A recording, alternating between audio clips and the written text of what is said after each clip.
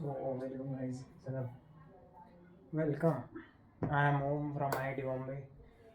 So guys, आता अपन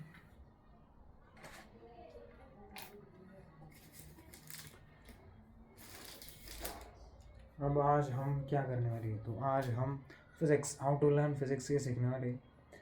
सो physics पढ़ी कैसे जाती है वो सीखने वाले हैं, यानी कि फ़िज़िक्स का मतलब समझते कैसे हैं, जेई के लिए या फिर ऐसे ही इंटरेस्ट हो फिर भी फ़िज़िक्स कैसे सीखते हैं वो बात सीखने वाले हैं।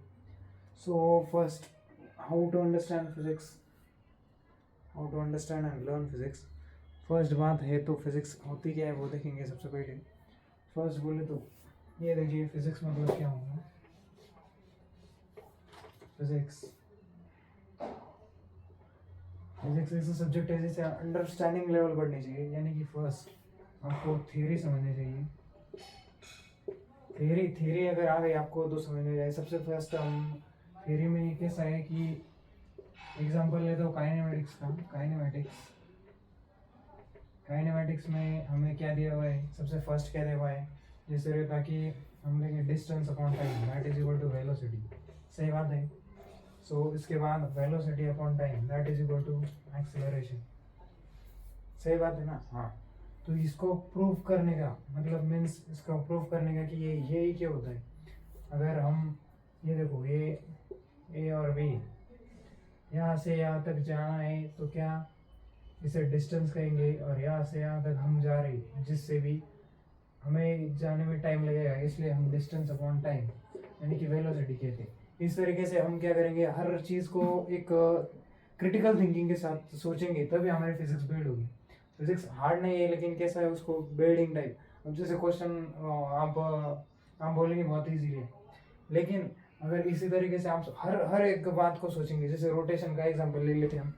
रोटेशन का एग्जांपल ले लेंगे।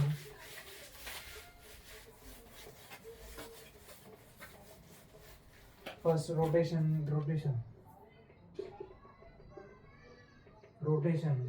में क्या होता है, रोटेशन में क्या, अब ये एक सर्कल है, सर्कल में हम क्या करेंगे, सबसे पहले हमें क्या mr² बाई 2, मतलब ऐसे फॉर्मूले रहते हैं रोटेशन में, आपको पता ही होगा। सो ये ऐसा क्यों होता है, ये इसको प्रूफ करने का, यानी कि हम जिस तरीके से मैंने जैसे 1 + 1 2 प्रूफ करके दिखाया कि 1 + 1 = 2, ये होता क्यों है, ये पूर्ण प्रूफ करके दिखाया। वैसे ही हर चीज़ प्रूफ करनी है, ये mr² बाई 2, यही क्यों होता है।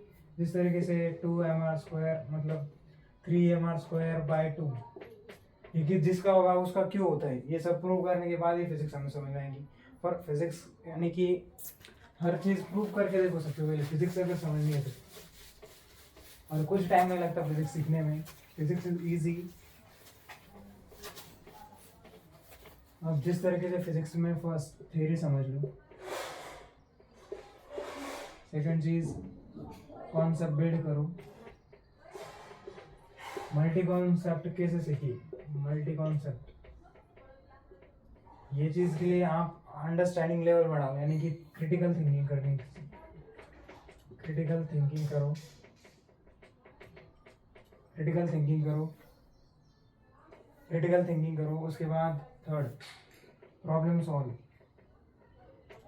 यानी कि सॉल्व एग्जांपल जो होते हैं वो फिर से सॉल्व करके देखो। सॉल्व एग्जांपल बोल रहा हूँ, कौन से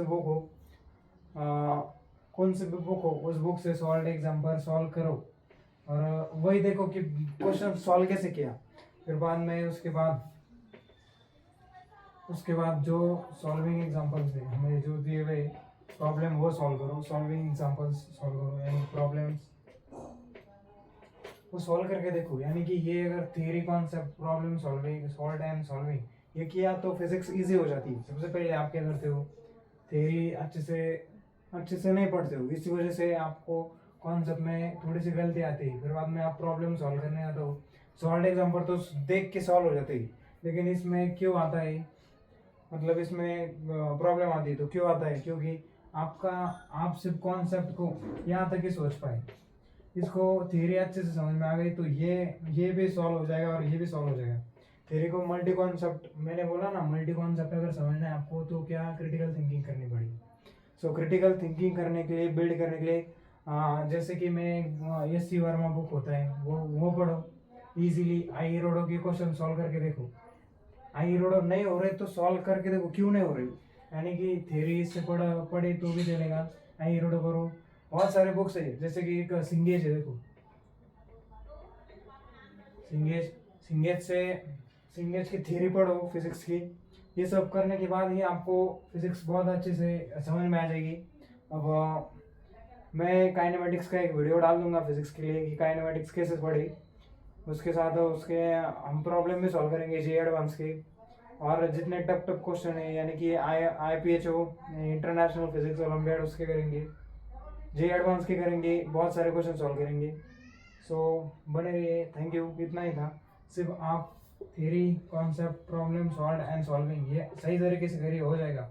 और ये मल्टी कॉन्सेप्ट, अगर आपको रैंक बहुत अच्छी रैंक लानी है तो आपको multi concept and critical thinking करनी पड़ेगी।